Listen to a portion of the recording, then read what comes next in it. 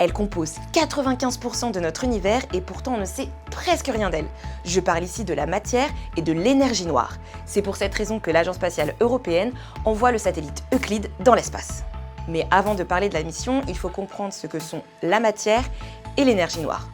Quand on pense à notre univers, on s'imagine les planètes, les étoiles, les galaxies, enfin tout ce qu'il compose et même nous en fait. Sauf que ça représente que 5% de notre univers. C'est ce que les scientifiques appellent la matière ordinaire. Par opposition, la matière noire est invisible. À l'heure actuelle, on ne sait pas ce qui la compose. Par contre, on en observe les effets. Dans les années 1930, l'astronome suisse Fritz Zwicky observe l'amas de galaxies Coma, où toutes les galaxies orbitent autour d'un même centre. Sauf que les galaxies les plus éloignées sont bien plus lentes que prévu.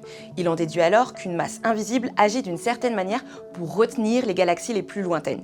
Il appellera cette masse matière noire. Cette théorie trop nouvelle est mise de côté. Mais dans les années 70, d'autres astronomes, dont Vera Rubin, affinent et confirment ces observations.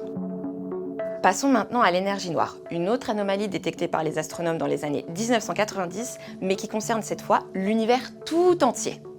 On savait depuis longtemps que les objets stellaires s'éloignent les uns des autres. Par contre, ils s'éloignent bien plus rapidement que prévu, et ça, on ne sait pas pourquoi. Cette accélération de l'expansion de l'univers serait due à ce que les scientifiques appellent l'énergie noire, qui les pousse à s'éloigner. Maintenant que ça c'est compris, revenons à Euclide. Comment va-t-il détecter des composants invisibles ? Le satellite a pour mission de cartographier un tiers de l'univers sur 10 milliards d'années, rien que ça. La matière noire, si on ne la voit pas, on en distingue les effets. Elle n'absorbe ni n'émet de lumière, mais elle la dévie. Du coup, elle déforme les galaxies dont la lumière nous parvient à travers le temps. C'est ce qu'on appelle l'effet de lentille gravitationnelle. Quant à l'énergie noire, je vous rappelle que Euclide va cartographier une partie de l'univers sur 10 milliards d'années.